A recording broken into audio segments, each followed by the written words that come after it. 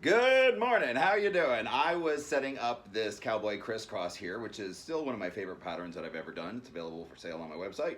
But I was trying to get that done, and things were getting a little out of hand with some of the people here in the studio. I won't mention names, but you know who you are.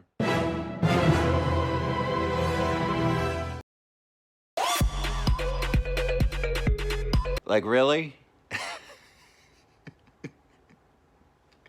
Anyhow, I'm super excited. Thank you so much for this shirt. I really love it. It says, "Let people enjoy things," which I thought was really awesome, and I really appreciate it. It is from Alana. Right? This is her company, Soft Flirt, and they make t-shirts, which are pretty great. And her mom, hello, Sheila. This is her company. She makes baby quilts and nap-size quilts, right? So that's much love. Colorful quilts with purpose. Anyways, thank you guys so much. I really appreciate, love the shirt.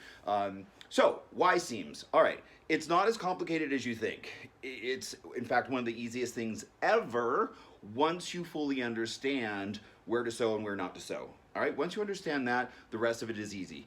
So let's get started on showing you exactly what I mean by that. All right, so this will be true regardless of what type of Y seam or what the actual angles are of what you're doing here. But this is for just a basic polygon. Same would be true for a hexagon, you know, those types of things. So what you want to first identify is your 1/4 inch seam allowance, right? Sorry, my hands are shaking really bad today. All right, so you just want to identify that, and you want to identify this,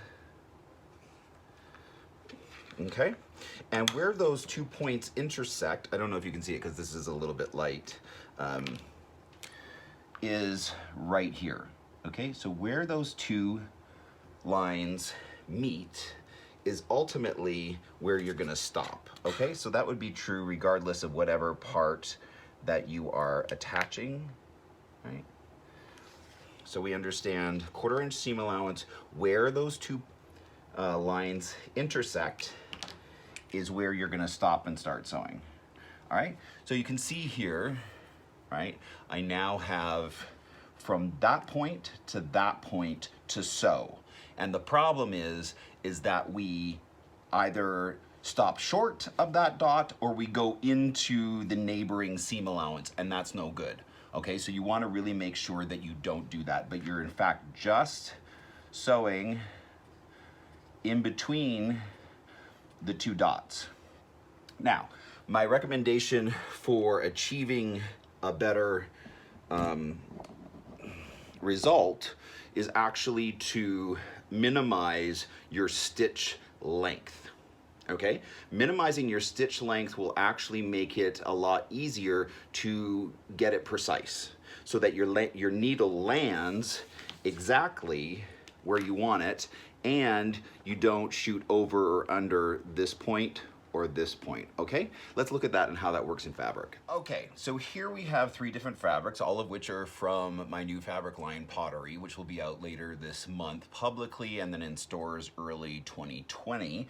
But I wanted to just show you how to put them together in this manner, because obviously just putting these two together is pretty simple once you understand what we just talked about in terms of understanding where you're gonna sew between, right? But then once you attach those, it's adding another one up in here that gets a little tricky. Okay, so let's look at first step. Put these face to face. Okay, and then establish where your 1/4 inch seam allowance is. All right, just use a pencil or wash away thread or whatever you like. Something that's not going to be too permanent. You wouldn't use a Sharpie or something like that, even though I have one sitting right here. Never mind that. All right, so I am using the Sharpie just for demonstration purposes, just so that you can see that point that I drew on the last one, right? So I understand, looking at this, that I am to sew between those two dots, right? Easy enough? All right, so let me take it to the machine and do that. All right, so I have this already marked out, ready to go. You can see where I've already marked. I'm going to be dropping the needle on one black dot here and then sewing across. Easy enough, right? So just get these lined up, squared up. And first thing I'm going to do is minimize my thread stitch length, right? And then do a little practice run here, except that my thread just came unthreaded. Damn it. Hold on. Then one little trick while I'm threading this is sometimes I know with our aging eyes, it's sometimes a little bit hard to see how to thread it. And so I'll actually put my finger here on this side behind the needle as I'm trying to thread it. That, for whatever reason, helps my eyes focus and pretty much get it the first time, right? If you just leave it here and it's silver on silver, it's sometimes even more difficult. So what I'm gonna do is a little test. So I get my hand out of the way and just drop the needle down perfectly on that first black dot. I might do a couple just stabilizing starting stitches just to make sure that it's where it should be. And then I'm gonna sew across, perfect 1/4 inch seam allowance to that other black dot, right? And because my stitches are now tiny, tiny, tiny, I can be more precise about forward and back without taking a big chunk, just a little tiny step. And I'm just gonna back it up 1 stitch and up. All right, so easy enough, right? Look at that. It is sewn perfectly right along there. Okay. All right, now that that's done, I'm going to iron it open, but just be aware that it's slightly open, right, on this side, right, and on this side, okay?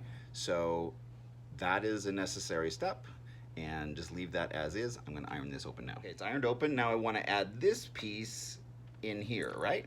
So the first thing I'm gonna do is kind of identify which one I'm gonna put it on first. So let's put these two together, right here, and I'm gonna go through that same process of identifying where the points are and where I sew between.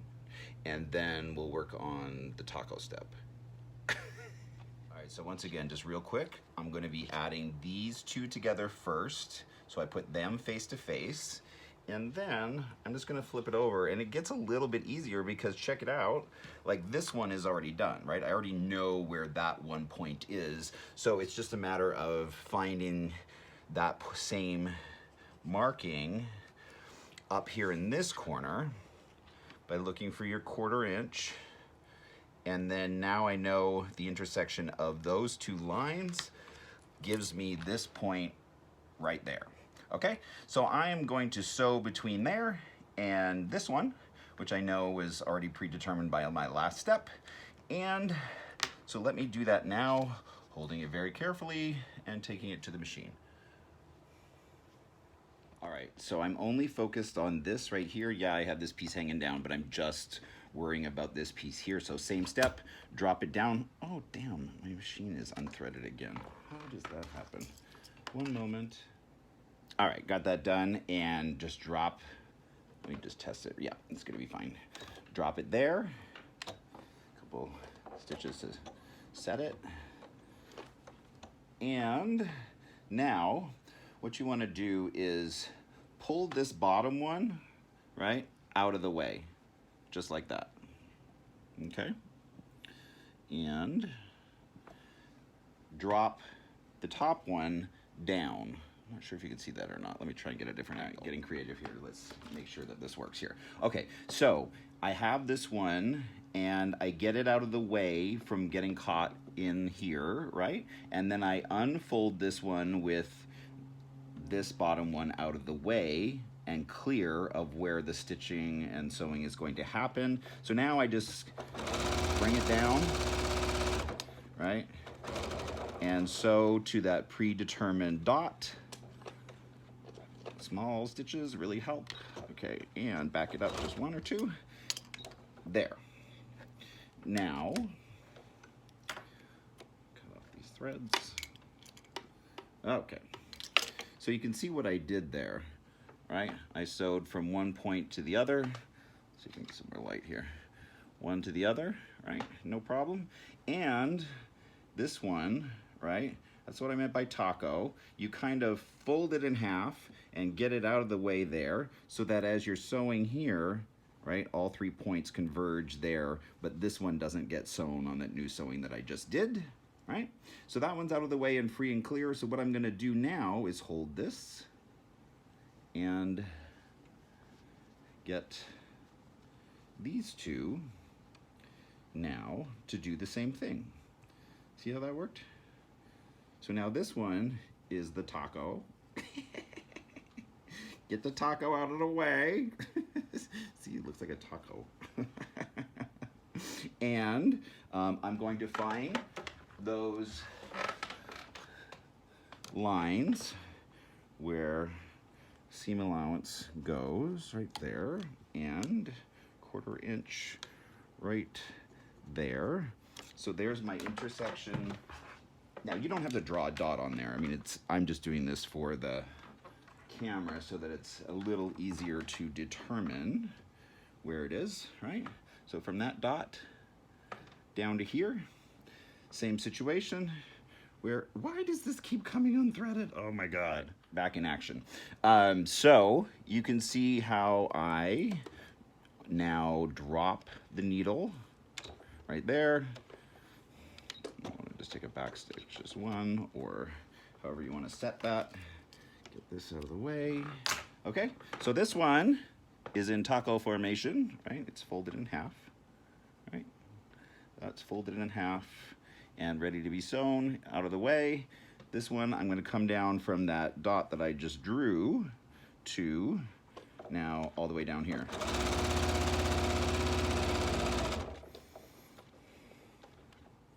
Okay. Oh, what is going on with my machine? Okay, not bad. So that when I open it up, now all 3 are perfect and ready to be ironed open. All right, I have these now sewn, and I just have to press them open. There's really no special trick for this. Just get that there. Make sure that the underneath part is all heading one direction is helpful. Okay, right, then really bump those seams open, right, same here, and then finally here. And now you have perfect Y seam. See, Y.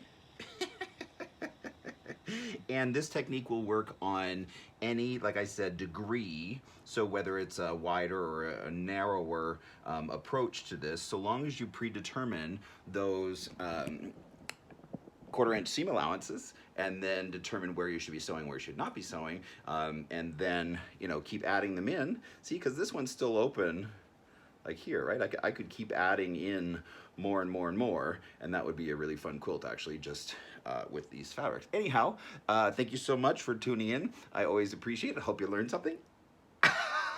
And see you next time.